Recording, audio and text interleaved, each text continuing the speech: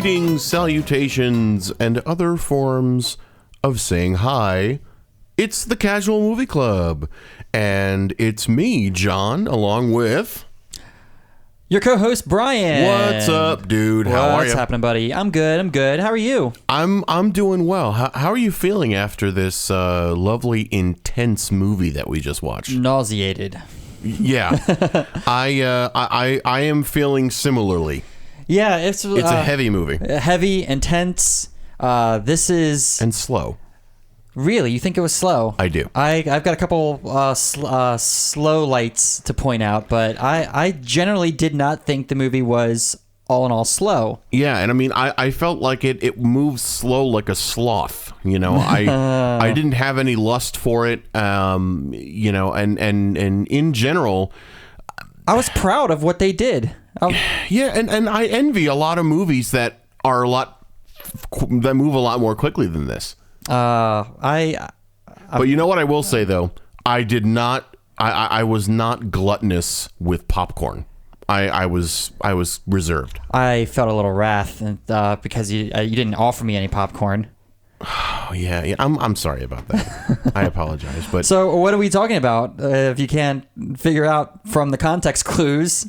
Did we get all of the Se7en of the sins? I think we did. Okay. So we are talking about the movie Se7 or Se7en, or if you want to agree with the what am I trying to say? It's 7. It's called 7. Yeah. I don't know. I'm not a huge fan of when people play with words or like play with numbers and stuff, you know. So I don't know. I know it's called 7, but I like it. I think it's Se7en or Se7en. I don't know. I'm silly like that. If you just do a straight up search for 7 in IMDb, it doesn't come up.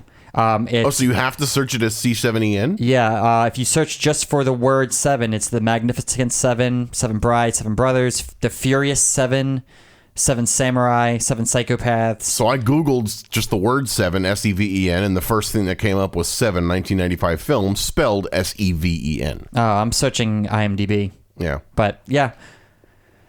Yeah. Great movie, though. I really enjoy this movie. I liked it a lot. Did you enjoy this movie?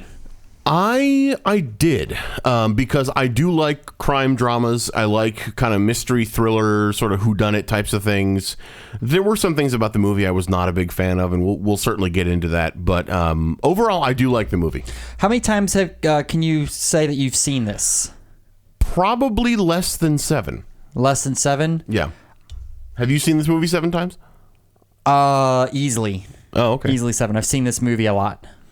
Okay. Yeah, I've not seen this movie a ton, but... big fan. Yeah, and that's cool. And I respect the movie for what it is, but again, there's some things that I didn't quite like. I was amazed, though, it has an all-star cast. Yes. You know, because you've got Morgan Freeman and Brad Pitt, but then you've got Arlie Ermey, you've got Gwyneth Paltrow, Kevin Spacey, spoiler alert, but... John C. McGinley? Yeah, John C. McGinley's in there. So, you know, there's definitely well-known people in there. And also there's a few other sort of lesser-known faces in there. Like, did you see Sam the bus driver from Speed? I did not. Who was that? I have no idea what his name is, but I looked on IMDb when Morgan Freeman was in the library and the guards are playing poker up at the top.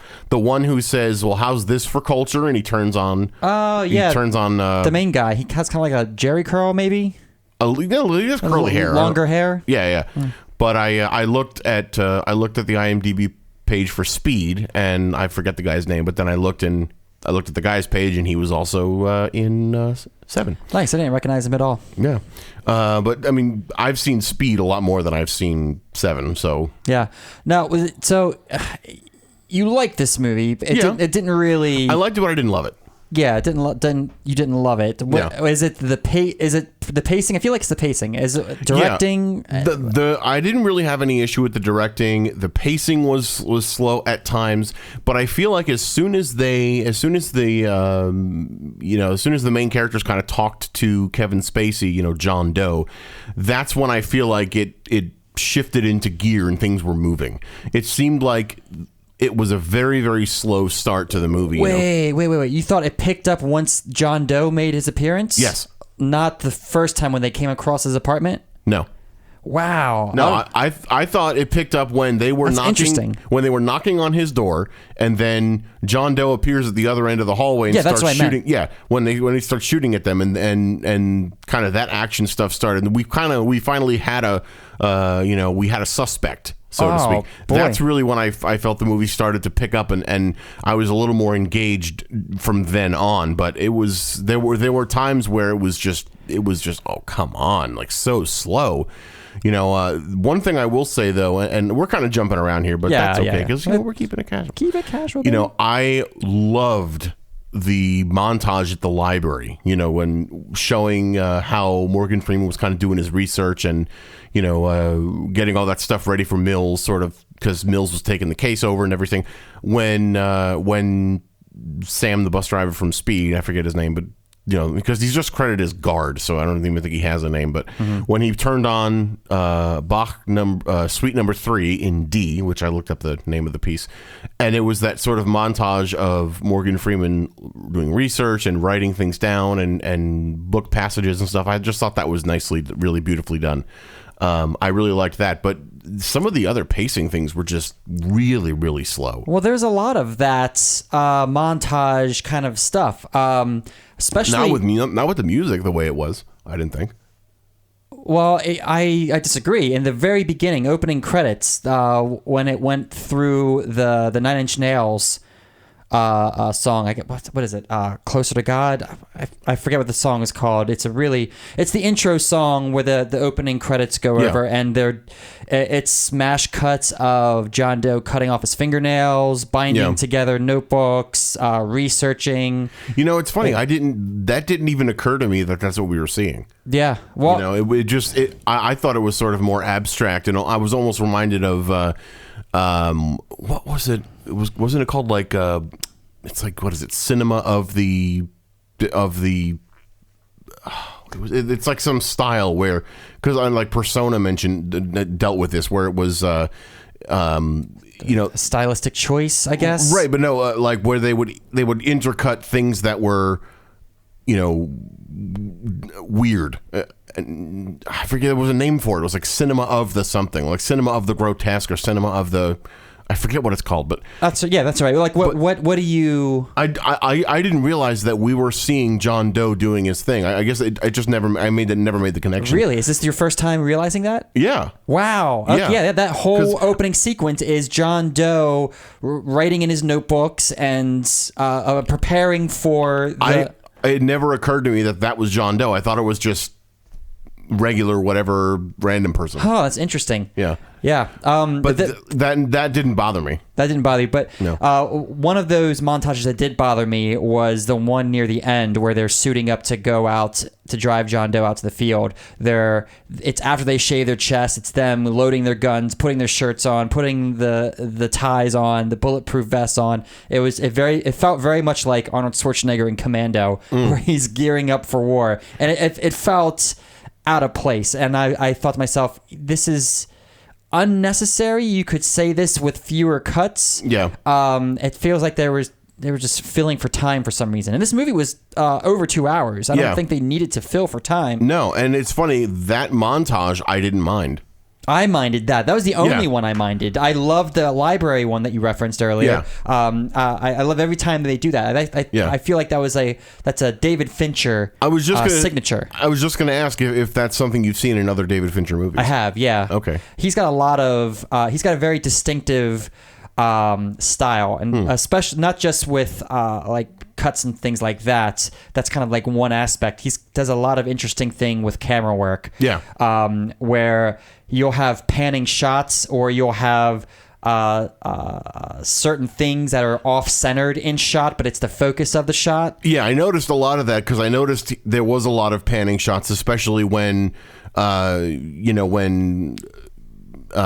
Mills and what's his face, Somerset were kind of having a discussion. They were talking about stuff. There was a good bit of camera motion, so I liked that because it did help the pacing of some of those things. Yeah, and you'll see panning shots so a lot. It wasn't stagnant. Sure. But that's one of the interesting things that David Fincher does. You'll see a lot of panning shots when characters are moving. The camera's moving along with them. Yep. David Fincher, I guess for lack of a better term, I suppose, he spices up stagnant shots by doing slight pans when characters are static. And it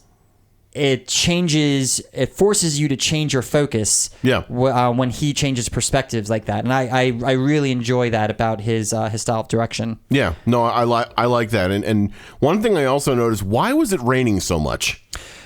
I was taking... I like that. It sets the mood. It's dreary. It's depressing. And but it could have been dreary and depressing without the rain. You know, I mean, like, I get it. The first day there was a good bit of rain, but I think there's a difference because it was raining here today earlier this morning. So there's a difference between Hollywood rain and real rain, and I can't. I don't know. To me, the rain felt a little excessive. You know, I liked it in the beginning, but then during the scene when they were chasing John Doe through the alley and all that stuff, like, it didn't need to rain. It could have just been, you know, overcast or whatever. The rain was a little much for me. I was surprised it wasn't raining when they went out to the desert at the very end. I like the rain, and especially during that chase scene, because it adds to the confusion. It's overcast, gloomy, it's raining. It's hard to see through the rain, especially when you have water splashing up into your eyes or down from your eyes. I get it. I mean, it's a mood thing. I get it, but I didn't care for it, but I get it. I enjoyed it. And also, I was not a fan of Somerset's attitude for most of the movie. Really? I liked it. He'd seen some shit. He's world weary, and it took Tracy, Mills' wife, Gwyneth Paltrow, to really bring him back in again. And I did like that, but what I also took issue with and was just Tracy's, Mills' wife, Brad Pitt's wife, her just random attachment to Somerset without having even met him. You know, like, she calls Mills at work and says, "I want to talk to your partner," and then invites the partner over for dinner. She didn't know him. She'd never met him before. She'd heard about him from her husband, but then she just latches onto him for no reason, it seems. And I took issue with that too. Yeah. Well, she's in a new city. She's a teacher. She teaches little kids. Nobody has friends yet, so right, I think it's her reaching out.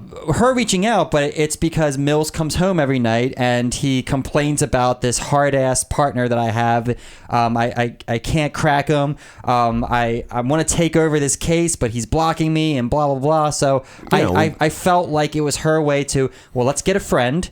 And let's. This would be a good opportunity to establish some kind of relationship in this new city that we're in. I don't know. I mean, I could see it from that side, but I could also see if she's a school teacher, she's going to have teacher colleagues that she could be, kind of friends with. So why would she have to gravitate towards her husband's partner?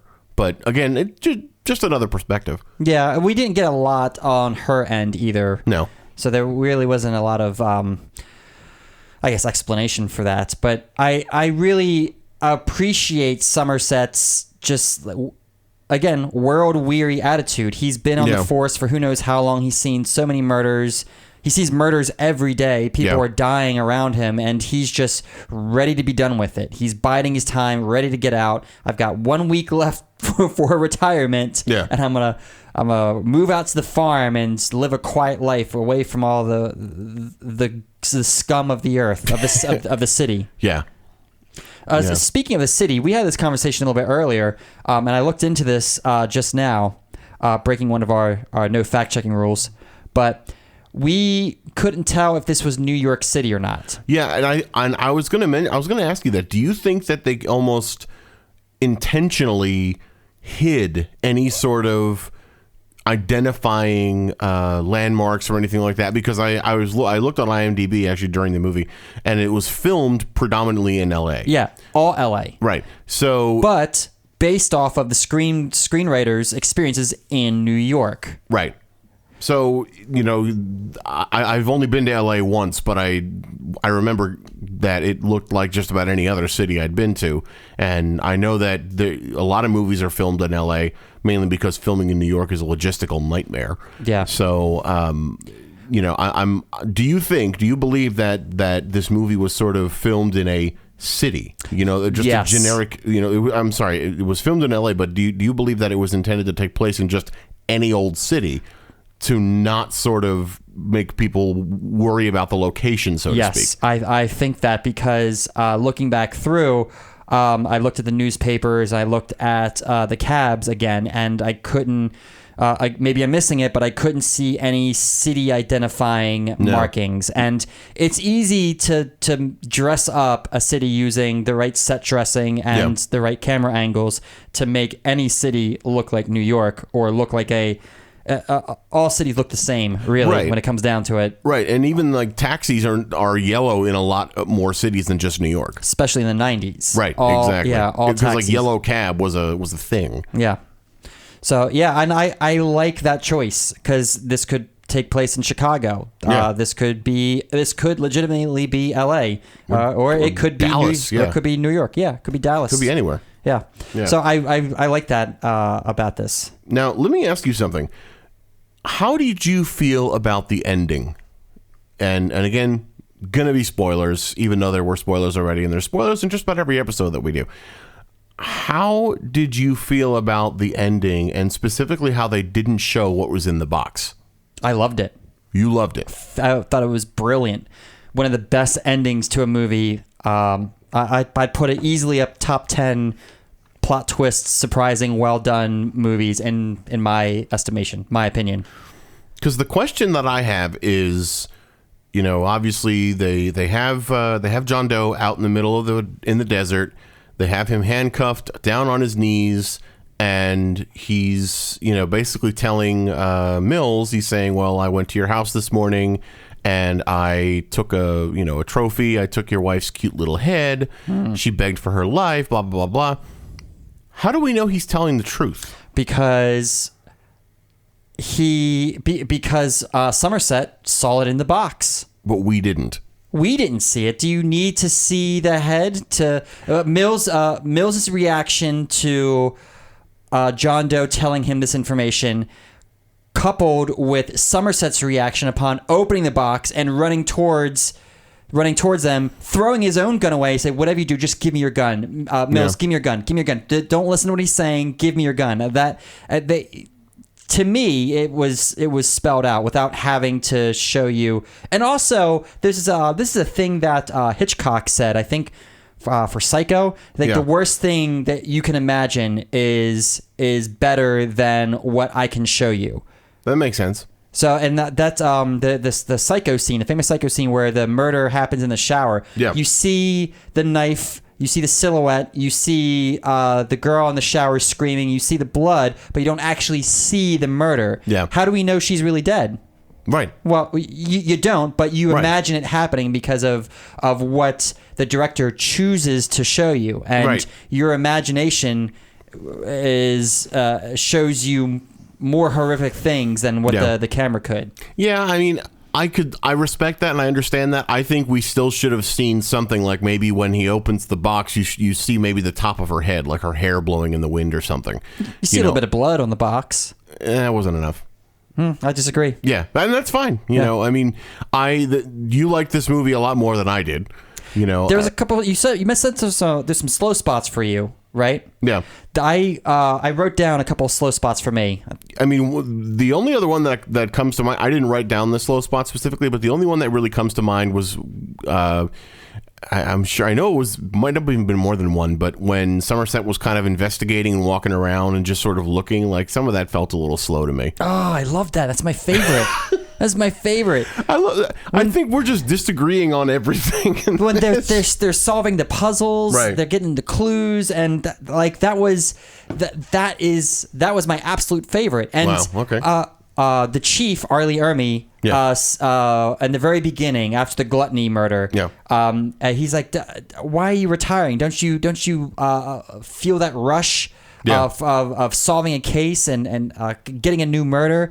And again, after the fingerprinting, when they were looking for the fingerprints and they were waiting out on the couch, Mill says again, he's like, "You can't deny that you didn't feel a rush tonight once we solved the clues that John Doe's been leaving behind." Yeah. So those are my favorite aspects of the movies, when they're going around gathering puzzle pieces together, sitting down trying to work them out. Fair enough. But the only two slow spots that I felt, I was like, I'm disengaged. What's going on my phone right now? I noticed them happening. I wrote them down. The first one was when they were waiting for the fingerprint analysis to come back.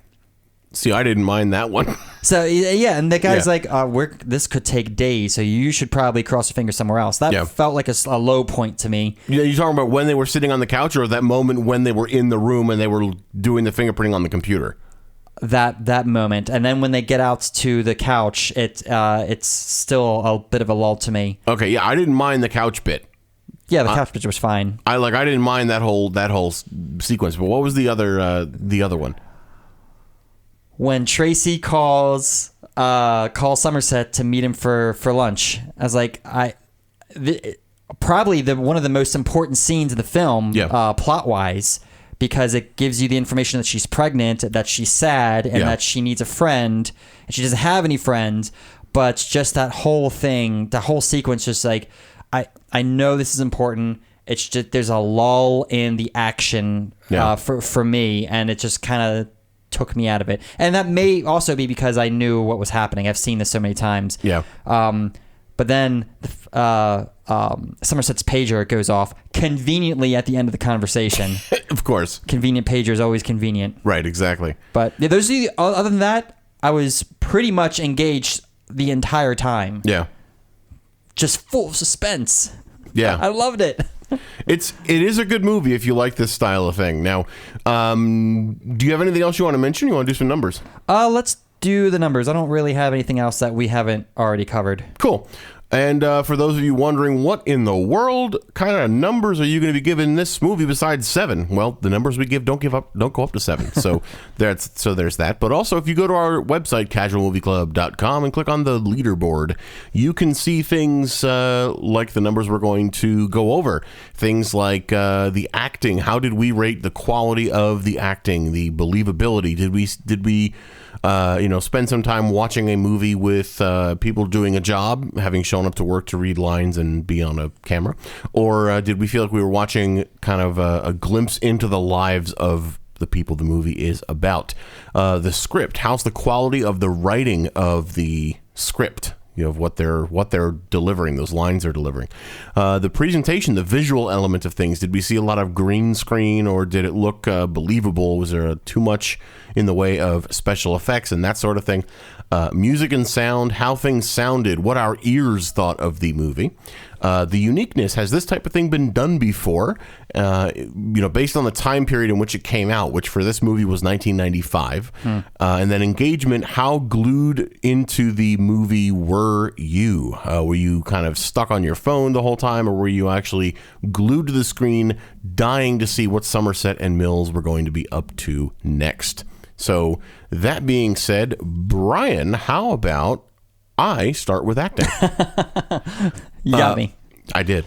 So I really liked the acting in this movie, and I was, for those unaware, we've been kind of changing our style of how we're doing the numbers. We're kind of coming up with our numbers during the movie, and then having them already done without sort of coming up with them on the spot. So I kept changing my acting throughout the course of the movie. During the slow times, I found myself reducing my acting score, and then during the better times, I was raising it back up. So I was almost going to give it a 5 for acting, because I really liked, especially the chemistry between Mills and Somerset. And then when John Doe came into the picture, it was just more brilliant acting. But I went down to a 4.5, and I actually feel really solid with that, just based on the movie as a whole. Wow.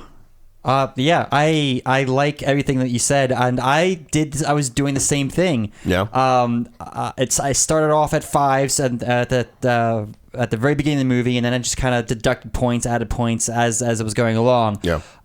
The only thing I would deduct points for, and it's for believability. Brad Pitt, sometimes I felt like he was overacting. I agree. It was a lot of his hand motions, how he would gesture towards things. Yeah. It just, something about his performance at times felt overacted. However, the ending was not overacted. I thought that was a brilliant performance by Brad Pitt. I agree. Just like going through the waves of grief and rage all mixed together. It was wrath. It was so well done. Yeah. Kevin Spacey is in this movie probably less time than Gwyneth Paltrow. Yeah. Screen time wise, but he absolutely steals the movie with his performance. Oh yeah. All the way around, brilliant performances. I'm knocking it down to a 4 though because of my Brad Pitt thing. Interesting. Yeah. Okay. And while you're in the hot seat, what about the script? What did you think of the quality of the writing? I love the writing. This is one of the better movies that's out there, script-wise, story-wise. The intricacies of the murders and how they were put together. One thing in particular, if you take a step back and think of the planning, now just in the universe of this movie, think of the planning that it took for John Doe to put everything together. A year plus of planning, because right. You get a guy, you strap him to a bed, take a picture of him once a day, every day for a year, and time your murders out so that the police are finding them in the order that you set them up. He got the gluttony guy just eating over and over again until he died, and that was the first one to be found. All of that stuff was incredible. It's incredible. The only things I would take points off of is just like the obvious coincidences. The guy that Somerset knows from the FBI, the convenient pager going off. These are all just like ticky-tacky little things. I'm just nitpicking at this point. Right. But all in all, phenomenal story. I give the script a solid 4. Nice. I am going to agree with that, actually, because I was kind of going back and forth with script also. And I think, and again, this may be just part of my not loving this movie as much as you, but Morgan Freeman and his little soliloquies, he's in, a lot of movies that he's in, he either starts the movie with some kind of monologue or voiceover type thing. He ends the movie with a little voiceover. Like Shawshank Redemption is another one that has a lot of that kind of thing. And I feel like some of that script might have been written just because it was going to be Morgan Freeman. I don't think Morgan Freeman was famous for that yet, though. Well, so because I was gonna try to do a little bit of internet research for this, but then I'm thinking, wait a minute, this is a casual movie club. We don't do that. So, what other movies? And you guys, tweet us about this and tell us what other movies have Morgan Freeman soliloquies in them. So, the part where there's just whatever footage on screen and Morgan Freeman's just doing a voiceover and he's talking about life or whatever. Because, this one, 7 is one of them, and Shawshank Redemption's another one. What are some other movies that Morgan Freeman does little voiceover things, in the beginning or the end or whatever? Anyway, all that aside, I agreed with your 4 for the script. Because I really did like it all. Nothing offended me, I like that we've said that in other episodes. Nothing offended me, and I think it was well written. Lots of details as well. Yeah. So presentation, I really liked a lot of the camera work, a lot of the camera angles. I'm taking off because of the excess rain, but I don't know that. That's part of the story and stuff too. But I think the rain was a little overdone. So I'm going to say presentation's also a 4.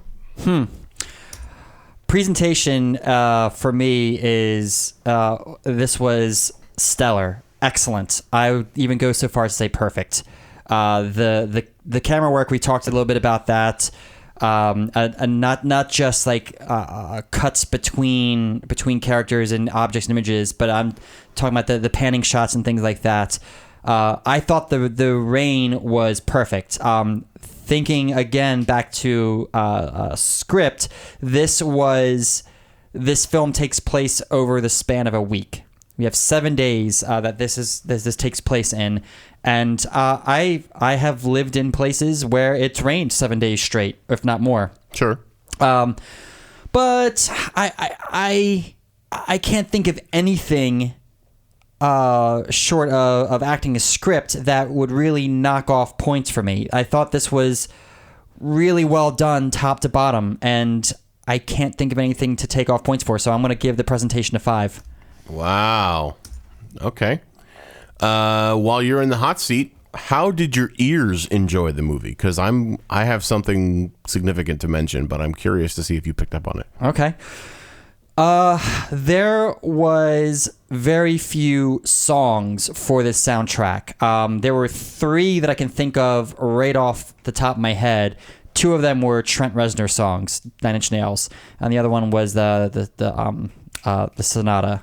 Or yeah. was it? It was something by Bach. Yeah, but those are the only 3 that I could think of. There was score though, and I did notice the score at times, especially at the end. It was really, I thought it complemented the movie perfectly. I wouldn't give music and sound a perfect 5, but it's damn close. I'm gonna rate it a 4.5. Interesting. I loved it. Interesting. Sound effects, the gunshots. Gunshots are a little off. I'll give you that. At the very end, when when Mills was emptying his magazine into John Doe, they didn't sound like. It's almost sounded like pew pew pew pew. Yeah, pew. it didn't sound like 45 ACP coming out of 1911, but yeah. So I have some bones to pick with music and sound. Ooh. I loved I'm going to start with what I liked. I really loved the usage of Bach in there. That was really, really nicely done. I had some major issues with the sound mix. I thought that Morgan Freeman's voice had moments where he tended to get fairly quiet, and I found some of that kind of hard to hear. I found sometimes the sound effects were a little bit too loud, and they sort of were, making the voices a little bit harder to understand. So I think there could have been a little bit better miking done, or maybe work with the processing of the speech during some of those scenes where Morgan Freeman was speaking very quietly, because Brad Pitt was a lot clearer and a lot more, his diction seemed to be a lot better. I felt at times that Morgan Freeman was almost borderline mumbling with some of the things he was saying. So I'm giving music and sound a 3.25. The only time I had issues understanding the dialogue was in the very beginning when they first met and they were standing out in the rain. That too. Yeah. The sound of the rain was like, sounded like a downpour. Deafening. Yeah. Yeah. That's the only time I can think of offhand where I had an issue understanding them. But yeah. Yeah. What was your score again? 3.25. 3.25? Okay. Yeah. Okay, so uniqueness. Has this movie been done before? I mean, we've definitely seen crime drama movies, that's for sure. I think there's something to be said about the uniqueness of using the 7 deadly sins, for sort of a plot device. And, for those unaware, gluttony, lust, sloth, greed, pride, wrath, and envy are the 7 deadly sins. And then there's murders, using those sins. So I think that was a very cleverly used plot device. I think the execution, no pun intended, of those sins and everything was well done. The only one I didn't really see clearly was pride, because it was, it was kind of more explanation than the visuals. It was the word pride written on the wall, but then it was kind of like a woman's picture with a woman laying on the bed, like, and they explained that they cut her face off and stuff like that. Like, it seemed like they did pride very quickly. So I was torn by what to give uniqueness, because I wasn't gonna. It's not a 5. It's not even a 4. I'm gonna say 3.5 for uniqueness. Really? 3.75. And I definitely feel that the last two, or Lust and Pride, were rushed, and I feel like that they were rushed because Mills and Somerset were on to John Doe at this point. Yeah. So I feel like that's which kind of makes sense, because they felt rushed because they happened almost one after the other, right, in the space of the movie. But then again, and then even the last two sins, Wrath and Envy, they were rushed also. And I feel like that John Doe may have had other plans for the last 4, but because he was being found out sooner than he expected, he had to plan on the fly. Yeah, and there's no way he could have planned of the detective that's going to find me. I've been planning this for a year. Yeah. No way the detective that's going to find me is I'm going to get into his life, and I don't know. It's just they felt rushed, but they were also executed to perfection as well. Yeah, they were. They were. The detectives kind of trying to hunt down the serial killer reminded me a lot of Silence of the Lambs. Yes. So it's a great movie. It's not. I would love to watch that movie with you. Yeah, me too. Eventually, but I think, and crime dramas were very prevalent in this area in the 90s as well. But this movie did crime drama, I think, uniquely enough to warrant a 4 from me. I respect that. Yeah. I respect that. And then finally, wrapping it all up, I think I know what your score is going to be for this, but engagement factor, where do you stand on a scale of 1 to 5, and you cannot give it a 7? Where do you stand on engagement factor? Well, I want to ask you first, because I have it written down here, and we've both gone over where it's been slow for us. Mm-hmm. Where do you think my score is? 5. You're wrong. It's a 4. Really? It's a 4. I'm really surprised at that because of how engaged you thought you were, how engaged you were during this movie, and the suspense that you had talked about so much. I thought you were going to give this a 5. This is an interesting conversation, though, because this is a movie that I've seen more than any other movie that we've seen so far on the list. Yeah. So I wonder if my engagement factor has gone down just because I've seen it so many times, and I know what's going to happen, and those 2 lull points. I don't know. This is an interesting thing to think about. Right. Well, we both still have a take backsies. I'm not taking back my engagement factor. No, for anything though.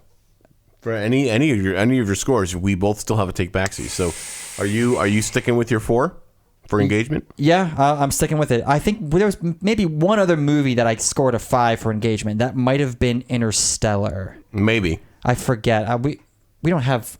Do you still have copies of our original? No, I only have the total ratings. Okay. Yeah, but yeah, I'm good. Yeah. So for me, engagement, I definitely felt like there were those slow times, but you and I kind of differed on what times we felt were slow and what times were okay to be slow.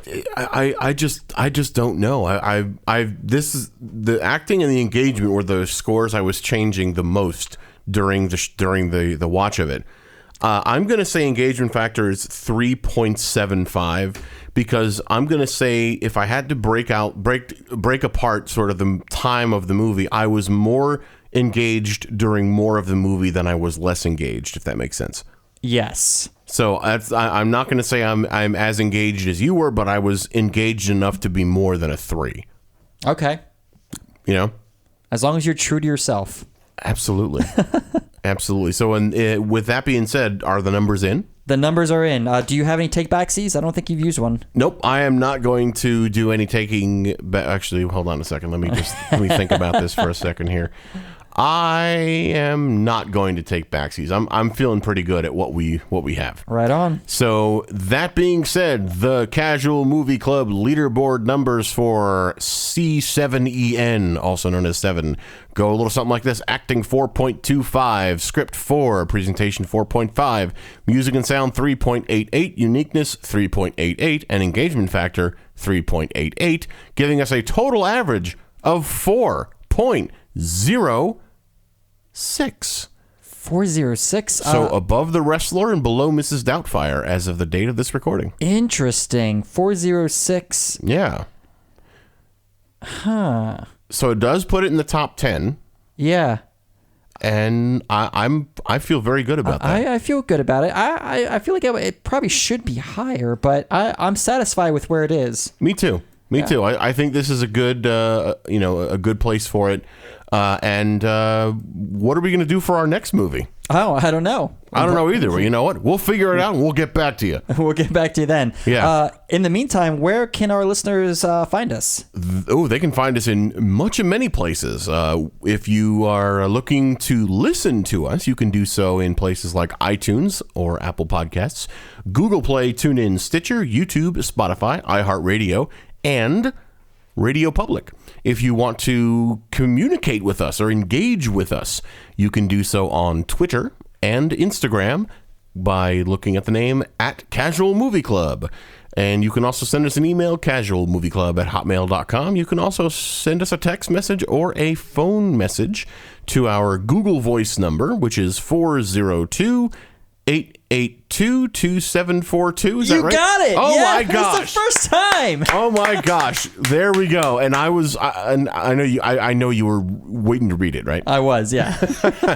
There we go. So please reach out to us. Let us know what you're thinking. Also, please feel free to join our Patreon, which you can do by clicking on the Patreon link on our website. It'll take you over and you can join for as little as $1 a month, but you can help keep the lights on here in the Casual Movie Club. You can help keep the man cave up and running, help keep the movies going, the podcast coming, and we would love to have you as a part of that, and we will thank you in different ways as well. But $5 and up, you get access to the podcast one day earlier. Mm-hmm. And also, you can grab some merchandise as well. We are updating the collection of merchandise there on a somewhat regular basis now. So you click on the merch button, it'll take you over to our merchandise page where you can get yourself a phone case or a shirt or something else fun like that. I want to pick up that tee. Oh yeah, I ordered a few things. So I think my phone case just got delivered. I just have to go get it from the mail thing. But nice. Yeah. So that is that. So Brian, anything else you want to say? No, I think I'm good. I really excited about this movie, and I'm excited for the next one, whatever that one is. For whatever that one is, but until then, see ya. Bye.